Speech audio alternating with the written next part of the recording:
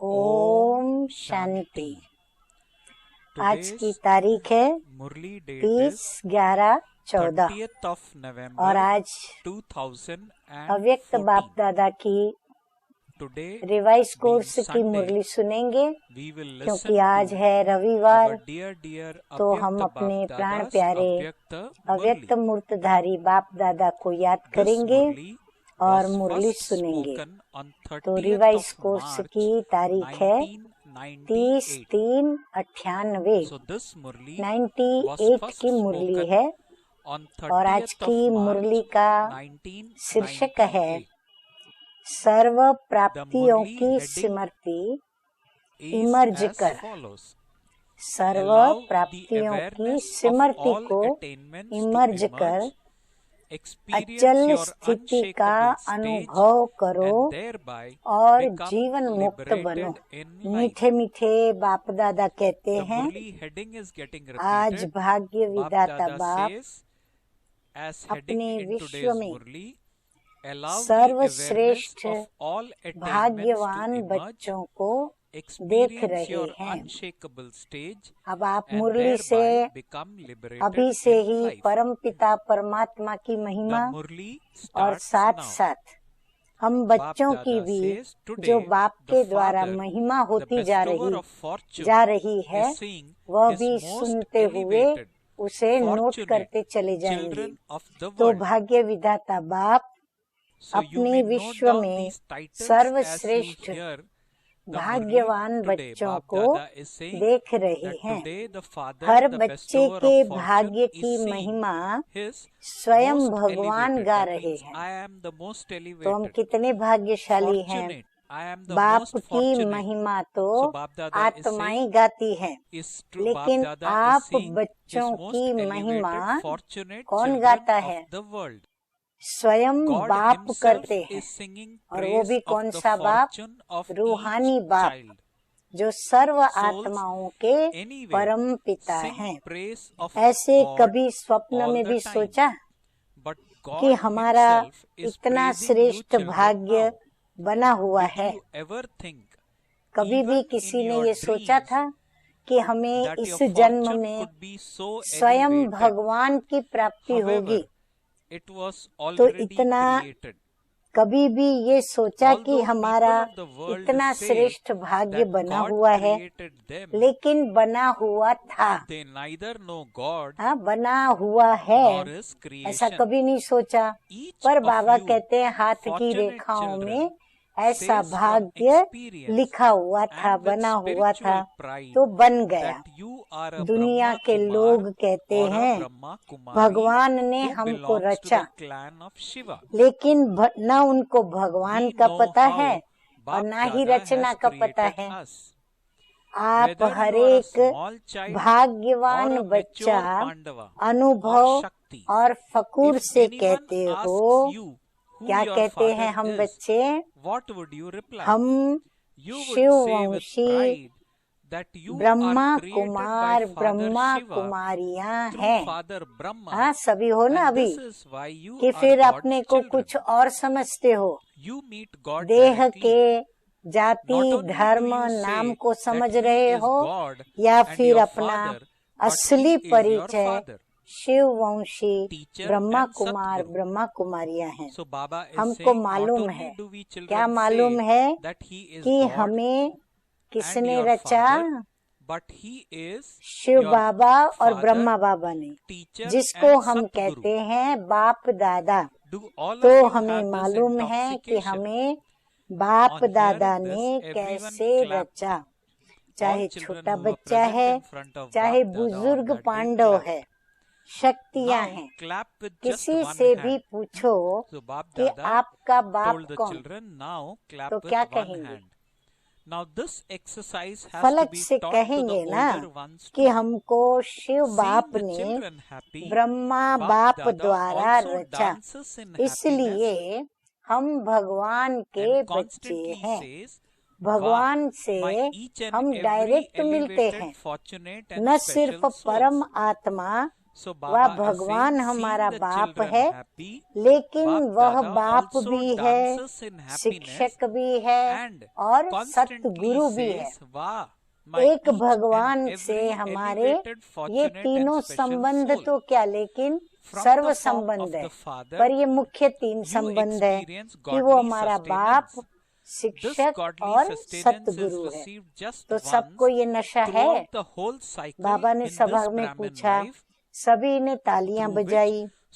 एक हाथ की ताली बजाना, बाबा ने कहा 2 हाथ की ताली नहीं बजाओ, 1 हाथ की ताली बजाओ, क्योंकि हम शांति दूत, शांति धाम के रहने वाले, शांति सागर बाप की संतान, शांति की दुनिया स्थापन करने वाले। तो हमें आवाज बहुत नहीं करना है, तो 1 हाथ की ताली बजाना। अभी ये है एक्सरसाइज बुजुर्गों को सिखानी पड़ेगी, क्योंकि 1 हाथ से ताली बजानी है तो हाथ ऊपर करके फिर हमें उसे बजानी पड़ेगी। बच्चों को खुश देख बाप दादा की स्थिति क्या होती होगी। तो बाप दादा कहते हैं बच्चों को खुश देख, बाप दादा भी खुशी में झूलते हैं और सदा कहते हैं कि वाह मेरे हर एक श्रेष्ठ भाग्यवान विशेष आत्माएं। हाँ, हर एक समझे कि मुझे पर्सनल बाबा ये कह रहे हैं। बाप के रूप में परमात्म पालना का अनुभव कर रहे हो। ये परमात्म पालना सारे कल्प में सिर्फ इस ब्राह्मण जन्म में आप बच्चों को प्राप्त होती है। जिस परमात्म पालना में आप आत्मा को सर्व प्राप्ति स्वरूप का भी अनुभव होता है। हाँ, क्योंकि बाप मिला तो सब कुछ मिल जाता है और प्रैक्टिकल भी हमारा भविष्य, हमें सब कुछ वहाँ प्राप्त होगा। परमात्म प्यार सर्व संबंधों का भी अनुभव कराता है। परमात्म प्यार अपने देह भान को भी भुला देता। हाँ, परमात्म प्यार की बाबा विशेषताएं बताते जा रहे हैं, साथ साथ अनेक स्वार्थ के प्यार को भी भुला देता है। हाँ, दुनिया में जो भी आज 1-2 को प्यार करते हैं तो कैसा प्यार करते हैं, स्वार्थ से भरा हुआ। एक बाबा ही है जो हमें सच्चा सच्चा रूहानी प्यार करना सिखलाता है और प्यार करता है। ऐसे परमात्म प्यार, परमात्म पालना के अंदर पलने वाली आप भाग्यवान आत्माएं हो।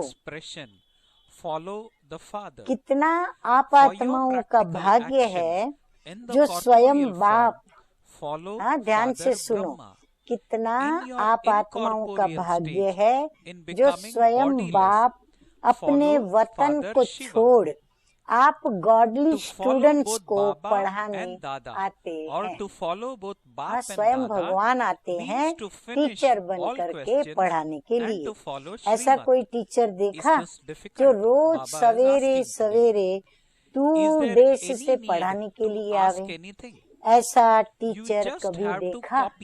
लेकिन आप बच्चों के लिए रोज बाप शिक्षक बनकर आपके पास पढ़ाने आते हैं और कितना सहज पढ़ाते हैं। 2 शब्दों की ही पढ़ाई है। बाबा कहते हैं सिर्फ 2 शब्दों की पढ़ाई। वो 2 शब्द कौन से हैं? आप और बाप, माना हम आत्मा और परमात्मा। इन्हीं 2 शब्दों में चक्र कहो, ड्रामा कहो, कल्प वृक्ष कहो, सारी नॉलेज समाई हुई है। और पढ़ाई में तो कितना दिमाग पर बोझ पड़ता है। और जो पढ़ाइयाँ होती हैं दुनिया के अंदर, उसमें तो दिमाग पर बाबा कहते हैं कितना बोझ पड़ता है। और बाप की पढ़ाई से दिमाग बिल्कुल क्या हो जाता है, हल्का बन जाता है। हल्के की फिर निशानी क्या होती है? जो हल्का होगा वो क्या होता है? वो सहज उड़ता है।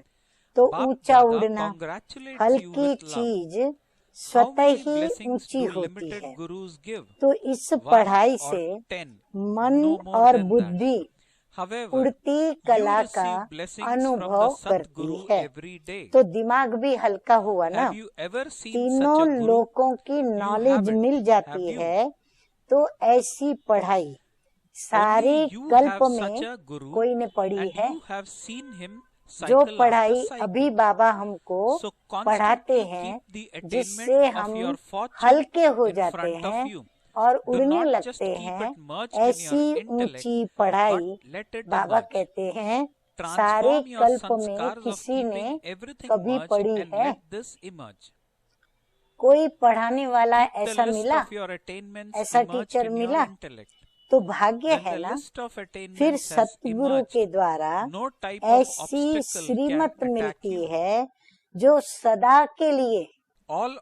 कैसी श्रीमत मिलती है? बाबा कहते हैं जो सदा के लिए क्या करूं, कैसे चलूं, ऐसे करूं या नहीं करूं, क्या होगा, ये सब क्वेश्चन समाप्त हो जाते हैं। क्या करूं, कैसे करूं, ऐसे करूं या वैसे करूं, इन सब क्वेश्चन का जवाब एक शब्द में। बाबा कहते एक शब्द में इन सारे प्रश्नों का जवाब आ जाता है। फिर बोलो, आप सभी को भी वो जवाब पता है ना? पता है, परंतु अभी स्मृति में लाना है। चलो बाबा ही बता देते हैं। जवाब है फॉलो फादर। बाप को फॉलो करना। साकार कर्म में ब्रह्मा बाप को फॉलो करो। जब भी साकार में कर्म करें तो किसको फॉलो करें? साकार ब्रह्मा बाप को फॉलो करें। और निराकारी स्थिति में, अशरीरी बनने में शिव बाप को फॉलो करो। माना टोटल बाप दादा को फॉलो करें। तो दोनों बाप और दादा, बाबा कहते दोनों को फॉलो करना अर्थात क्वेश्चन मार्क समाप्त होना और श्रीमत पर चलना। क्वेश्चन मार्क समाप्त किए माना हम श्रीमत पर चले। तो ये मुश्किल है। बाबा पूछ रहे हैं बाप दादा को फॉलो करना क्या मुश्किल है? पूछने की आवश्यकता पड़ती है क्या? कॉपी करना है, अपना दिमाग नहीं चलाना है। बाबा कहते बस सिर्फ बाप दादा की कॉपी करते चलो, अपना दिमाग मत चलाओ। बाप समान बनना अर्थात फॉलो फादर करना मुश्किल है या सहज है?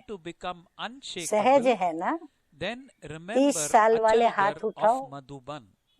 अच्छा, यानी जो 30 साल से ज्ञान में चल रहे हैं, बाबा ने कहा वो हाथ उठावे। अच्छा, 30 साल में मुश्किल लगा या सहज है? अभी देखो 30 साल वालों को भी सहज लगा, तो आप जो पीछे पीछे आए उन्हों के लिए मुश्किल है या सहज है? सहज है ना। गर्मी के कारण सभी के हाथों में रंग बेरंगी पंखे हैं जो सभी हिला रहे थे। अच्छा है, पंखों की रिमझिम भी अच्छी लग रही है, सीन अच्छी है, नवीनता होनी चाहिए ना। तो इस ग्रुप की ये नवीनता है, ये टीवी में आ गया। बाबा कहते हैं सबके ऐसे पंख रंग बेरंगी हिलाते हुए पंखे वो टीवी में आ गया। अच्छा है, सभी भाग भाग कर पहुँचे हैं। बाप दादा भी स्नेह की मुबारक देते हैं। देखो, और जो भी हद के गुरु होते हैं कितने वरदान देते हैं, 1 या 10, ज्यादा नहीं देते हैं। लेकिन आपको सतगुरु के द्वारा रोज वरदान मिलता है। ऐसा गुरु कब देखा जो रोज वरदान देवे? नहीं देखा ना। आप लोगों ने ही देखा और कल्प कल्प देखा, आप लोगों ने देखा। लेकिन बाबा कहते हैं कल्प कल्प देखा। तो सदा अपने भाग्य की प्राप्तियों को सामने रखो। सिर्फ बुद्धि में मर्ज नहीं रखो, इमर्ज करो। मर्ज रखने के संस्कार को बदलकर इमर्ज करो। अपनी प्राप्तियों की लिस्ट सदा बुद्धि में इमर्ज रखो। तो बुद्धि में इमर्ज रखने के लिए क्या करना पड़े? पहले तो सर्व प्राप्तियों की लिस्ट अपने पास लिखनी पड़े, बार बार लिख करके उसे पढ़ करके अभ्यास करके याद रखनी पड़े। तो स्मृति की डब्बी में डालना पड़े, और फिर जब इमर्ज करना हो तो स्मृति रूपी डब्बी को खोलना पड़े और एक एक स्मृतियों को देख करके बाहर लाना पड़े। जब प्राप्तियों की लिस्ट इमर्ज होंगी तो किसी भी प्रकार का विघ्न वार नहीं करेगा। बाबा कहते हैं अगर प्राप्तियों की लिस्ट सामने होगी ना तो माया का कोई भी वार अगर आया भी तो खाली चला जाएगा, क्योंकि उन प्राप्तियों के आगे माया का वार तो कुछ भी नहीं है। वह मर्ज हो जाएगा और प्राप्तियां इमर्ज रूप में रहेंगी। कितनी अच्छी युक्ति बाबा ने बता दी, माया को मर्ज करने की और प्राप्तियों को इमर्ज करके माया पर जीत पहनने की। अच्छा, बाप दादा जब सुनते हैं कि आज किसी भी कारण से कोई बच्चे मेहनत करते हैं, युद्ध करते हैं, योग लगाने चाहते हैं लेकिन लगता नहीं है, सोल कॉन्शियस के बदले बॉडी कॉन्शियस में आ जाते हैं, तो बाप दादा को अच्छा नहीं लगता है। हाँ, तो हम लोग में से सभी में से भी कोई ना कोई की कुछ ना कुछ तो इस प्रकार की शिकायत है। तो बाप दादा को ये सुनना अच्छा नहीं लगता है। कारण क्या? बाबा कहते हैं इन सब बातों का कारण क्या? अपने भाग्य की प्राप्तियां इमर्ज नहीं रहती, मर्ज रहती है। प्राप्तियों को मर्ज कर देते हैं।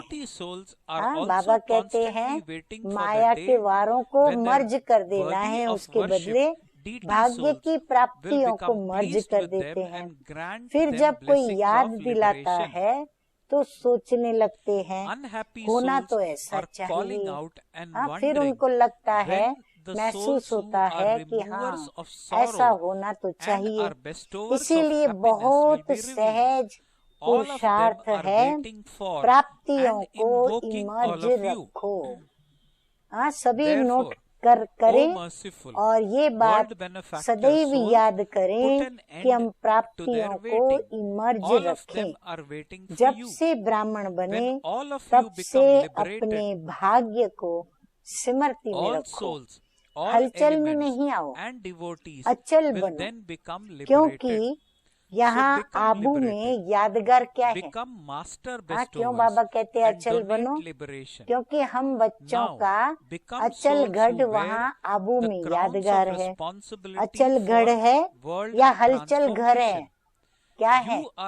अचल घर है ना। बुद्धि ज्यादा हलचल में हो तो अपने यादगार को भी स्मृति में लाओ। अगर कभी बुद्धि हलचल में आए तो अचल घर को याद करो। कई बार बच्चे ज्ञान के पॉइंट बोलते भी हैं कि मैं आत्मा हूँ, ड्रामा है, ये तो विघ्न है, ये तो सब साइड सीन है। बोलते भी रहते लेकिन हिलते भी रहते। जैसे तोताराम का बताते हैं ना, तोताराम तुम डाली पे मत बैठना, और फिर बैठता भी है। हिलते हिलते बोलते रहते। जब ऐसी बुद्धि बन जाए जो अचल नहीं हो सके, तो मधुबन का अचल घर याद रखो। ये तो स्थूल चीज है ना, सूक्ष्म तो नहीं है, आँखों से देखने की चीज है। मेरा यादगार अचल घर है, हलचल घर नहीं है, क्योंकि बाप दादा इस वर्ष को सर्व बच्चों के प्रति मुक्ति वर्ष मनाना चाहते हैं। हाँ, बाबा चाहते हैं हर प्रश्नों से मुक्त हो जाएं, हर हलचल से हम मुक्त हो जाएं, हर माया के वार से मुक्त हो जाएं, हर विस्मृतियों से हम मुक्त हो जाएं। तो बाबा मुक्ति वर्ष मनाना चाहते हैं। ऐसा नहीं हो हाथ उठवाएं तो कोई का उठे कोई का न उठे, नहीं। इसलिए बाबा हाथ नहीं उठवाते हैं। सभी खुशी खुशी से हाथ की ताली बजा ली, सभी बजाने लगे। चलो अभी बजा दी तो ठीक है, लेकिन ऐसे ही बाप दादा इस वर्ष के समाप्ति में इतनी जोर से ताली बजाते देखे। बाबा कहते भले अभी तो बजा लिया आपने, ठीक है, लेकिन बाबा कहते इस वर्ष की समाप्ति में इतनी जोर से ताली बजाते बाप दादा देखे। अभी तो बजाई अच्छा है, लेकिन तब भी बजाना, जब मुक्त होकर के आए तब भी बजाना। बजाएंगे, हाँ, मुक्ति की ताली बजाएंगे। देखो बाबा कहते हैं हाथ की ताली बजा के तो खुश कर दिया, लेकिन बाप दादा नए वर्ष में जो अपना 18 जनवरी विशेष ब्रह्मा बाप के शरीर से मुक्त होने का दिन है, तो 18 जनवरी में बाप दादा फिर हाथ उठवाएगा कि मुक्ति वर्ष मनाया या फिर सिर्फ सोचा। बाबा 18 जनवरी पर फिर से पूछेंगे मनाना है, सोचते तो नहीं रह गए, स्वरूप में लाया, बस सोचते सोचते लास्ट में भी सोचते रहेंगे। ये रिजल्ट बाप दादा देखना चाहते हैं तो दिखाएंगे। अच्छा, याद रहेगा ना? प्राप्तियों को सामने रखो। फिर से बाबा प्राप्तियों की स्मृति दिलाते हैं, पक्का कराते हैं कि दृढ़ता के साथ प्राप्तियों को अंदर में हम बसा ले। बाप की याद के साथ बाप ने जो दिया वह भी इमर्ज करो। क्या बनाया और क्या मिला? बाबा ने हमें क्या बना दिया और हमें बाप दादा से क्या क्या मिला। आगे बाप दादा कहते हैं कि बाप दादा इस वर्ष के बाद हर बच्चे को जीवन मुक्त स्थिति में देखेंगे। भविष्य में जीवन मुक्त होंगे, लेकिन संस्कार जीवन मुक्ति के अभी से ही इमर्ज करने। ये वर्ष तो मुक्ति वर्ष मनाएंगे, तो नेचुरली अगला वर्ष जो होगा वो जीवन मुक्ति का वर्ष होगा। तो बाबा कहते हैं सभी को जीवन मुक्ति के वर्ष में देखेंगे जीवन मुक्त बच्चे, जो अभी बाबा कहते अभी से इमर्ज करो और निरंतर कर्मयोगी, हाँ नोट करें, और निरंतर कर्मयोगी, निरंतर सहज योगी, निरंतर मुक्त आत्मा के संस्कार अभी से अनुभव में लाओ।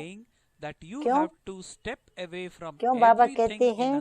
क्योंकि बाप दादा ने पहले भी इशारा दिया है कि समय का परिवर्तन आप विश्व परिवर्तक आत्माओं के लिए इंतजार कर रहा है। क्यों बाप दादा ने इशारा दिया? क्योंकि समय का परिवर्तन यानी समय हम विश्व परिवर्तक आत्माओं का इंतजार कर रहा है कि कभी परिवर्तन लाएंगे। प्रकृति, आप प्रकृतिपति आत्माओं का विजय का हार लेके आवाहन कर रही है। प्रकृति भी विजय का हार लेके इंतजार कर रही है पहनाने के लिए। समय विजय का घंटा बजाने के लिए आप भविष्य राज्य अधिकारी आत्माओं को देख रहे हैं कि कब घंटा बजाएं। भक्त आत्माएं वह दिन सदा याद कर रही हैं कि कब हमारे पूज्य देव आत्माएं हमारे ऊपर प्रसन्न हो, हमें मुक्ति का वरदान देंगे। भक्त भी इंतजार करते हैं मुक्ति के लिए अपनी इष्ट देव देवियों को।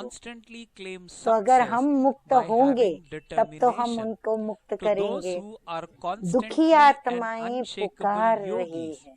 बाबा कहते हैं भक्त इंतजार कर रहे हैं, समय इंतजार कर रहे हैं, प्रकृतिपति इंतजार कर रहा है।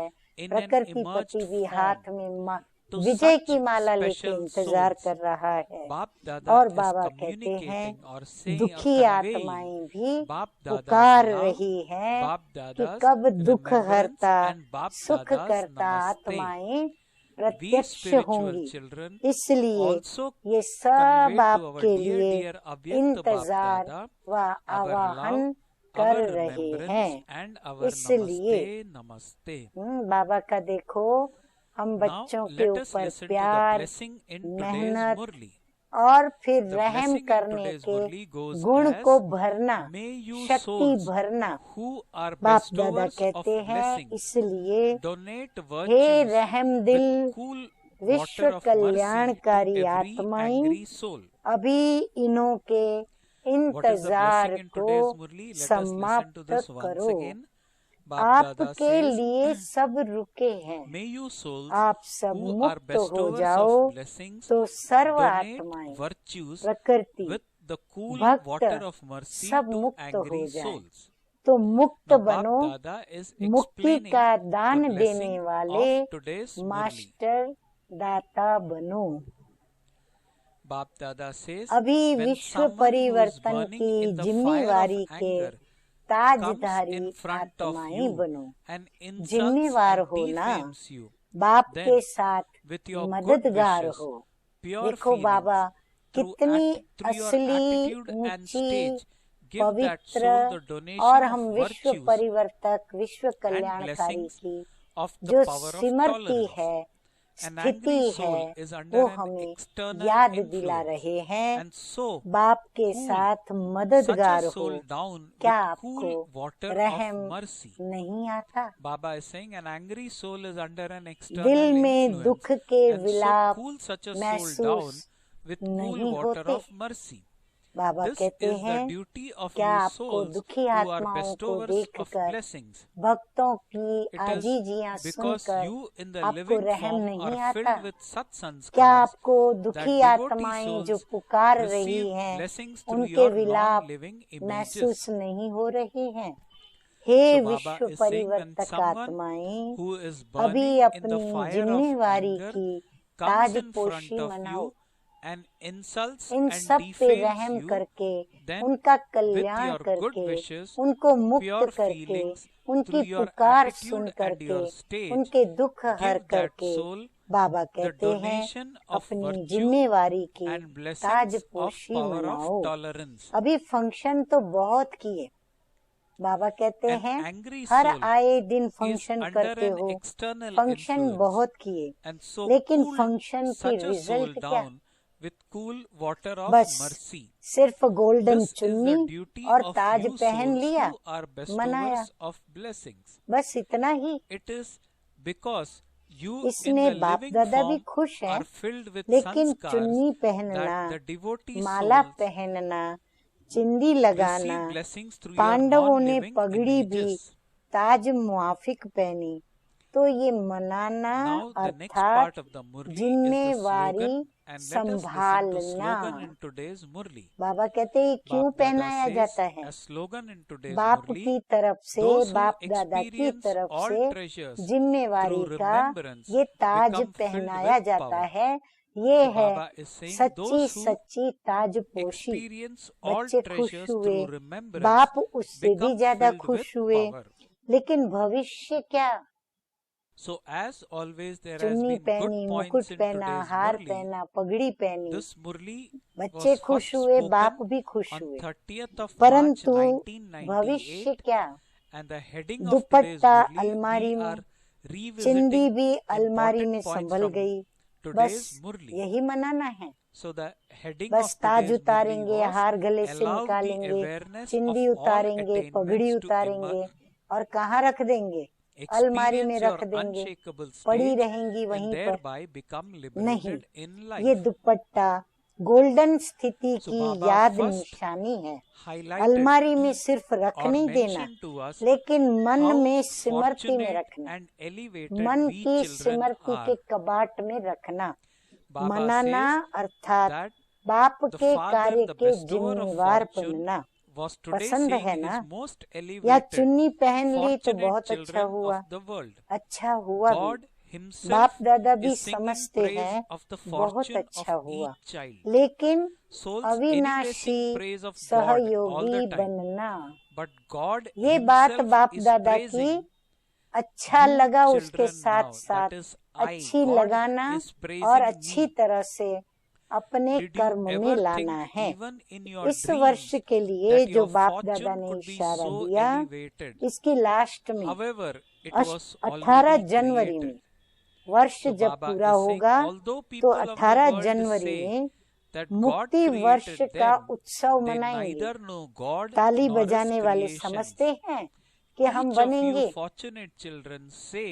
फिर ये नहीं कहना कि बाबा बनने तो चाहते थे, लेकिन क्या करें, ये हो गया, वो हो गया। ऐसी बातों से भी मुक्ति बनना ही है। क्या करें, बनना ही है या नहीं बनना? इस भाषा से भी मुक्ति होना ही है, बनना ही है, कुछ भी हो जाए। बाबा कहते दृढ़ता से पक्का कर लो कि बनना ही है, होना ही है। इस बातों से बाबा कहते हैं इतना पक्का करो कि कुछ भी हो जाए, हम अपनी दृढ़ता से हटेंगे नहीं। बाप दादा ने पहले भी कहा, 100 हिमालय जितने बड़े बड़े से बड़े विघ्न भी आ जाए तो भी हटेंगे नहीं, हार नहीं खाएंगे। ताजपोशी मुक्ति वर्ष अवश्य मनाएंगे। बाप दादा रोज चार्ट देखेगा। ऐसे नहीं कि यहाँ से जाओ तो ट्रेन में ही कहो पता नहीं क्या हो गया, घर में गए तो बगुले और हंस की लड़ाई लग गई। ऐसे नहीं कहना कि ये हो गया, ये हो गया, ये नहीं सुनेंगे। बाबा कहते ये बहाने बाबा नहीं सुनेंगे, ये कारण बाबा नहीं सुनेंगे। आपके पत्र वेस्ट पेपर बॉक्स में डालेंगे। ये सारे आपके पत्र वेस्ट पेपर बॉक्स में जाएंगे, सुनेंगे नहीं। तो दृढ़ संकल्प करो, होना ही है। जहाँ दृढ़ता है वहाँ सफलता नहीं हो, असंभव है। बाबा कहते हैं हो ही नहीं सकता। तो सभी दृढ़ संकल्प वाले हैं ना? टीचर्स हाथ उठाओ, टीचर्स बहुत हैं। सारे सेंटर्स खाली करके आए हैं क्या? अच्छा, अभी अगर आप सभी को टीचर्स से बाबा कह रहे हैं, अभी अगर आप सभी को अचानक डायरेक्शन मिले कि अभी अभी अशरीरी बन जाओ, तो बन सकते हो कि हलचल होगी। हाँ, सारी सभा को टीचर सहित बाबा पूछ रहे हैं कि सभी को बाबा कहे कि अभी अभी अशरीरी बन जाओ, तो बन सकते हो कि हलचल में होंगे। क्यों? लास्ट समय का यही पास विद ऑनर बनाएगा। क्यों बाबा अचानक ये पूछ रहे हैं? क्योंकि यही अभ्यास लास्ट समय हमको पास विद ऑनर बनाएगा। तो अभी बाप दादा भी कहते हैं, एक सेकंड में सभी बातों को किनारे कर अशरीरी भव। फिर बाप दादा ने ड्रिल कराई। अच्छा, चारों ओर के अति श्रेष्ठ भाग्यवान परमात्म पालना के अधिकारी आत्माएं, परमात्म पढ़ाई के अधिकारी, परमात्म सद्गुरु के वरदानों के अधिकारी, सदा दृढ़ता द्वारा सफलता के अधिकारी, सदा अखंड योगी, अचल योगी, सदा विश्व परिवर्तन की जिम्मेवारी के ताजधारी, सदा सर्व प्राप्तियों को इमर्ज रूप में अनुभव करने वाले ऐसे विशेष आत्माओं को बाप दादा का याद, प्यार और नमस्ते। हम रूहानी बच्चों का रूहानी बाप दादा को याद, प्यार, गुड मॉर्निंग और नमस्ते नमस्ते। देखो बाप दादा ने कितनी अच्छी बातें बताकर हमें अपने बंधनों से, स्थूल सूक्ष्म कर्म बंधन, चाहे संबंधों के बंधन, चाहे अगले पिछले जन्मों के विकर्मों के बंधन, या इस जन्म के भूल पाप या गुनाहों के बंधन, सभी से मुक्त होने के लिए युक्तियां भी बताई और मुक्ति वर्ष मनाने के लिए हमें समय भी दिया। और 18 जनवरी पर फिर से बाप दादा हमें रिजल्ट भी सुनाएंगे। आइए अब सुनते हैं वरदान मीठे मीठे बाप दादा का।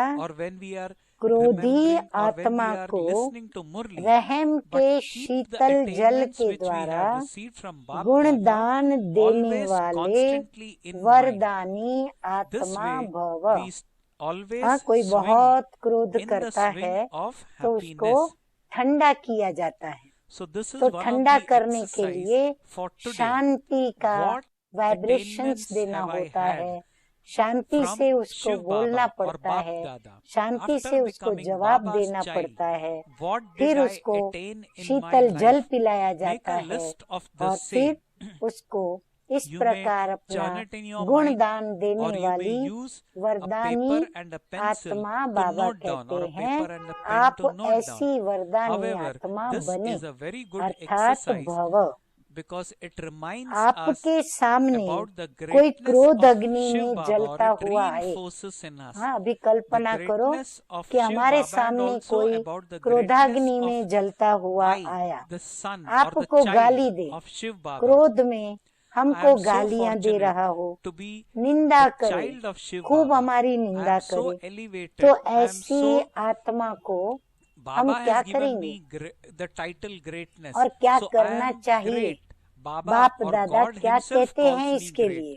तो बाप दादा कहते हैं, तो ऐसी आत्मा को भी अपनी शुभ भावना, शुभ कामना के द्वारा, वृत्ति द्वारा, फिर स्थिति द्वारा मन में अच्छा उसके प्रति सोचना, उसके प्रति अच्छा हो ऐसी कामना करना, वृत्ति के द्वारा वाइब्रेशंस देना और स्थिति के द्वारा गुणदान करना, शांत शीतल स्थिति के द्वारा उसे गुणदान करना या सहनशीलता की शक्ति का वरदान दो, उसे भी सहन करने की शक्ति मिले, वो शीतल हो जाए, शांत हो जाए। तो ऐसा उनको बाबा कहते हैं शक्ति का वरदान दो।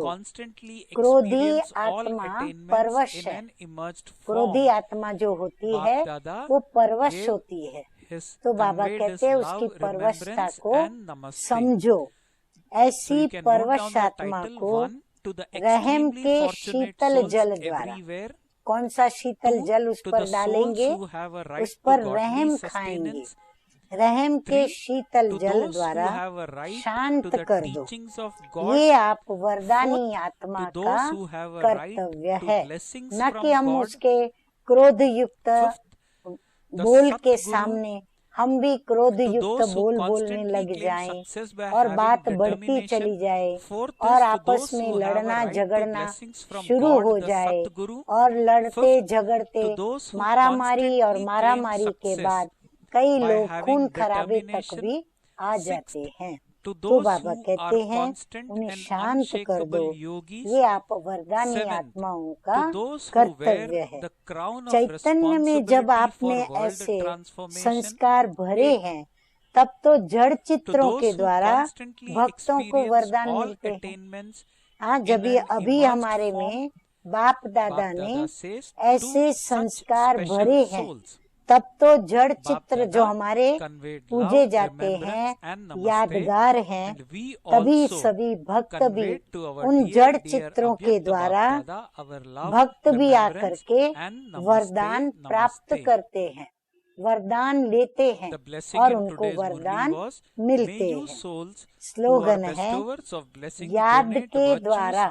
किसकी याद और कौन सी याद? सहज स्वाभाविक स्वतः ही याद। किसकी? परमपिता परमात्मा ज्योति बिंदु शिव बाबा की याद के द्वारा सर्व शक्तियों का खजाना, क्योंकि वो मास्टर सर्वशक्तिमान है, तो उनको याद करने से हमें सर्व शक्तियों का खजाना मिलता है। तो सर्व शक्तियों का खजाना अनुभव करने वाले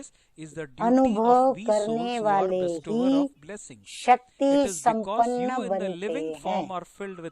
याद द्वारा सर्व शक्तियों का खजाना अनुभव करने वाले ही शक्ति संपन्न बनते हैं। अच्छा, ओम शांति।